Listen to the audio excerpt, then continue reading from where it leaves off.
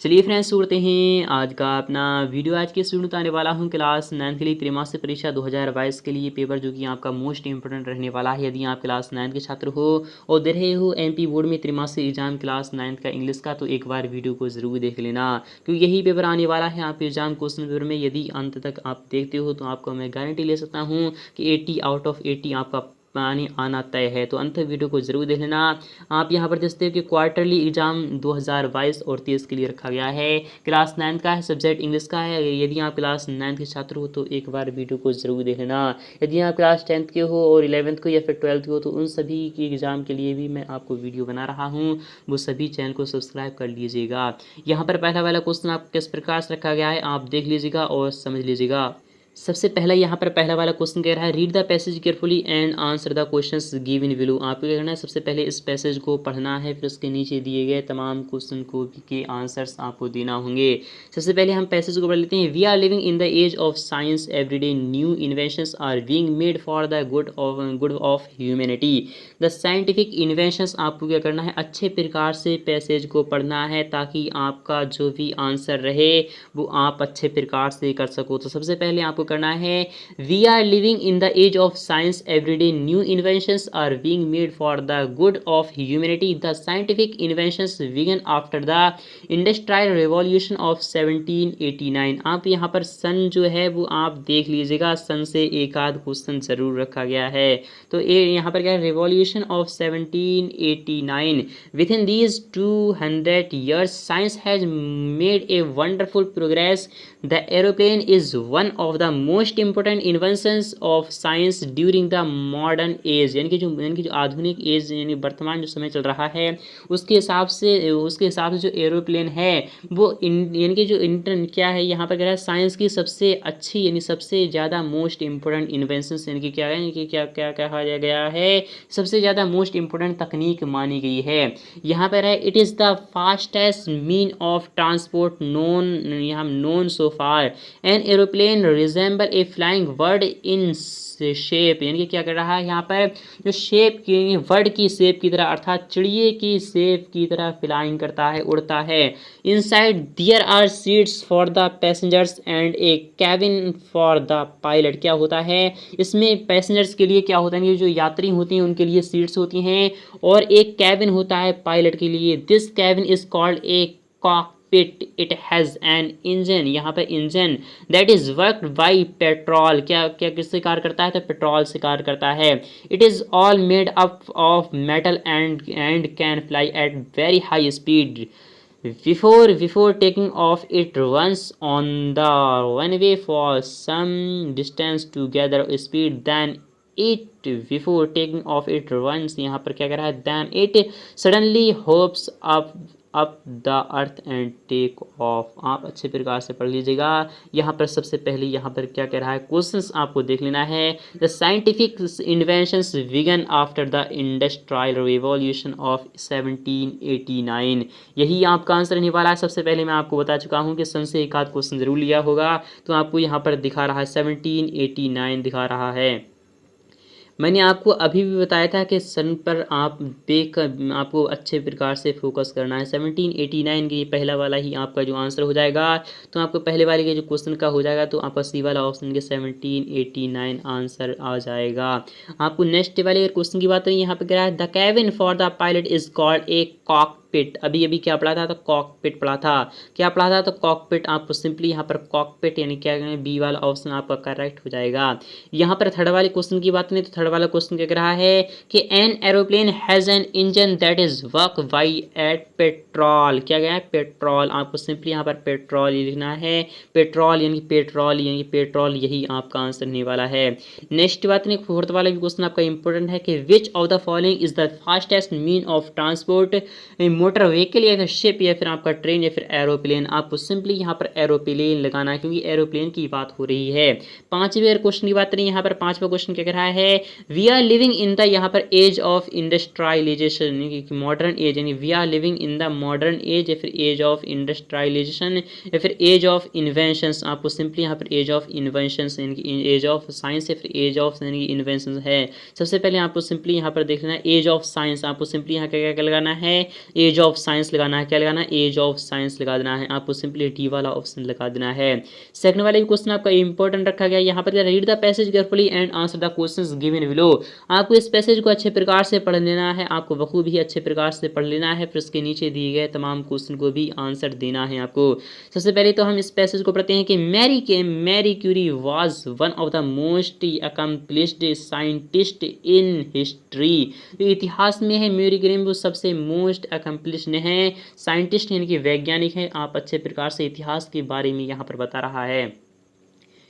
Together with her husband Pierre यहाँ पे क्या है, Pierre she discovered radium an element widely used for treating cancer and यहाँ पे studied uranium and other radioactive substance. Pierre and Marie's had an amicable यहाँ पे कह रहा है collaboration. Marie was born in 1867 in Warsaw Poland, यहाँ पे क्या है, Poland, where her father was a professor of physics. At an early as she displayed a brilliant mind and a casual personality. Her great exuberance for learning promoted her to continue with her studies. After high school, she became disgruntled, however, when she learned that the university in Warsaw was closed to women determined to receive a higher education. She definitely left Poland in 1891,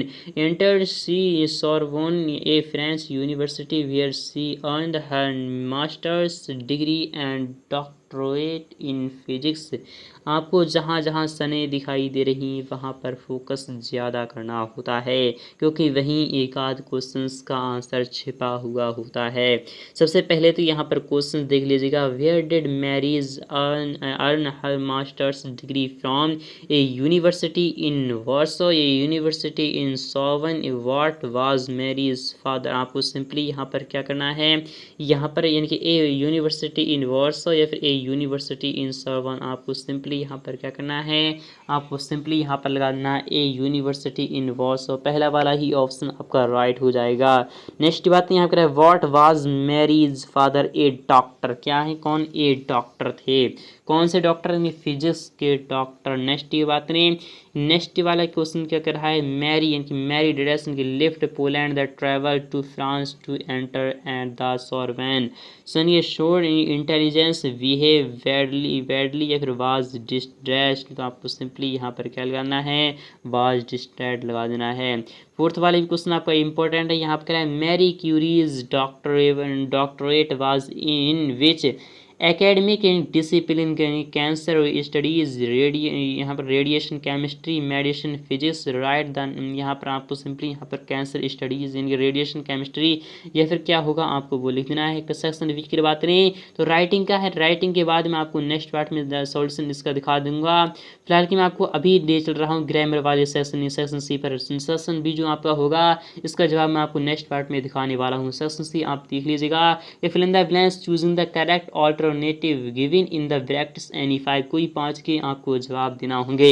सबसे पहले तो यहाँ पर 5वां question का पहला वाला ही 7वें question का पहला वाला क्वेश्चन है कि dead sun rises in the east. तो आपको सिंपली बताना होगा कि सन जो होता है वो दुनिया में एक ही है, इसलिए आपको सिंपली यहाँ पर क्या लगा देना है, तो दा लगा देना है। क्या लगा देना है, तो दा लगा देना है। The sun rises in the east यानी कि जो सन होता है भाई किस में, यहाँ पर किससे कहाँ से निकलता है, तो ईस्ट यानी किससे निकलता है, तो आपको वह पूर्व से निकलता है। नेक्स्ट बात यहाँ पर कह रहा है, आई डिडंट वाई डिडस मैंगोज। आपको सिंपली सम लगाना है या फिर एनी लगा देना है। तो आपको सिंपली यहाँ पर क्या लगाना है, तो सम लगा देना है। क्या लगा देना है, सम लगा देना है। ही इज डेडेस इंजीनियर, तो आपको ही इज एन इंजीनियर यानी ही इज द इंजीनियर या फिर he is an engineer. He is क्या लगा देना है, ही इज एन इंजीनियर लगा देना है। क्या लगा देना है, ही इज एन इंजीनियर लगा देना है।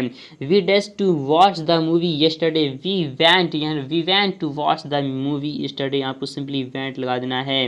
क्या लगा देना है, आपको सिंपली यहाँ पर वेंट लगा देना है। नेक्स्ट बात है, देयर इज नॉट डेडस वाटर इन द पूल। आपको सिंपली मस्ट लगा देना है। क्या लगा देना है, मस्ट लगा देना है।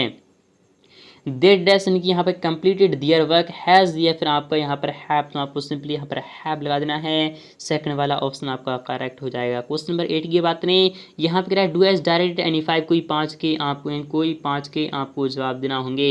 Your pen can gives me, you rearrange the jumped words into a meaningful sentence, तो आपको सिंपली क्या लिखना है, can you give me your pen, आपको सिंपली क्या लिखना है, कैन यू गिव मी, यहाँ पर क्या करना है, can you give me your pen, आपको क्या करना है, कैन यू गिव मी। सबसे पहले आपको लिखना है कैन, फिर उसके बाद आपको लिखना है यू, कैन यू, फिर उसके बाद आपको लिखना है गिव लिखना है, क्या ये लिखना है, कैन यू गिव, फिर उसके बाद आपको मी लिखना है, फिर उसके बाद आपको लिखना है योर पेन, क्या लिखना है, can you give me your pen, यही आपका आंसर रहने वाला है। नेक्स्ट बात है, नेक्स्ट वाला भी क्वेश्चन आपका इंपॉर्टेंट है। सबसे पहले मैं आपको यहाँ पर बताया है can you give me your pen. Next बात है यहाँ पर he worked very hard, he could not pass the exam, combine the sentence using but. He worked very hard, वह कार तो बहुत यानी क्या करता है, मेहनत से करता है, but he could not was the यानी पास द एग्जाम, लेकिन वह एग्ज़ाम को पास नहीं कर पाएगा। तो आप वेरी हार्ड के बाद जहाँ पर डॉट है वहाँ पर आपको वट लगा देना है, और सिंपली यहाँ पर जो ही हर ही है वहाँ पर आपको स्मॉल एच के साथ ही लगा देना है, और सिंपली वही उतार देना है। ही वर्कड वेरी हार्ड, वह कार्य तो अच्छा किया करता था बट वह पास नहीं हो सकता, तो यही आपका आंसर है। नेक्स्ट बात में यहाँ पर नेक्स्ट वाला भी क्वेश्चन क्या कह रहा है आपको देख लेना है और समझना होगा। यहाँ पर नेक्स्ट वाला क्वेश्चन कह रहा है कि अंकित प्लेड हॉकी डेडस, यहाँ पर क्या है, change into present indefinite tense में आपको बदलना होगा। प्रेजेंट इंडेफिनिट टेंस किस प्रकार से बदल सकते हैं, सबसे पहले आपको लिखना है कि अंकित लिखना है, फिर उसके बाद अंकित के बाद आपको लिखना है प्लेज लिखना है, क्या लिखना है, तो प्ले लिखना है, क्या लिखना है, प्लेज लिखना है, क्योंकि अकेला खेल रहा है प्लेज। फिर उसके बाद आपको लिखना है हॉकी, क्या लिखना है, तो हॉकी लिखना है, यही आपका आंसर रहने वाला है। अंकित प्लेज हॉकी, यही आंसर है। फोर्थ वाली क्वेश्चन की बात करें कि Roshan speaks English, change the sentence into negative में आपको बदलना होगा। सबसे पहले यहाँ पर देख लीजिएगा कौन सा सेंटेंस है, यहाँ पर एस लगा हुआ है, इसलिए है कौन सा सेंटेंस रहेगा, तो प्रेजेंट इंडेफिनिट का सेंटेंस है ये। तो सबसे पहले आपको रोहन लिखना है, रोहन के बाद आपको लिखना है डज नॉट, क्या लिखना है, तो डज नॉट लिखना है। फिर उसके बाद आपको क्या लिखना है, रोहन डज नॉट स्पीक लिखना है, क्या लिखना है, स्पीक लिखने के बाद आपको इंग्लिश लिखना है, क्या लिखना है, इंग्लिश लिखना है, यही आपका आंसर है। Rohan does not speak English. Fourth यहाँ पर पांचवी क्वेश्चन की बात करें कि they walked in the dark, change into the, यहाँ पे sentence into past continuous tense में आपको बदलना होगा। तो सबसे पहले तो आपको दे लिखना है, फिर उसके बाद पास्ट कॉन्टिन्यूस की बात हो रही है तो आपको सिंपली यहाँ पर दे, फिर उसके बाद आपको वर लिखना है, क्या लिखना है, दे वर लिखना है। फिर उसके बाद आपको क्या लिखना है, पास्ट कॉन्टिन्यूस में बदलना है। दे वर वॉकिंग, क्या लिखना है, दे वर वॉकिंग लिखना है, क्या लिखना है, दे वर वॉकिंग लिखना है। फिर उसके बाद आपको क्या लिखना है, they were walking in the dark, यही आपका आंसर रहने वाला है। They were walking in the dark, यही आपका आंसर है। सेक्शन सी की बातें तो लिटरेचर का रखा गया है, इसके बाद के मैं सॉल्यूशन आपको नेक्स्ट पार्ट में दिखा दूंगा।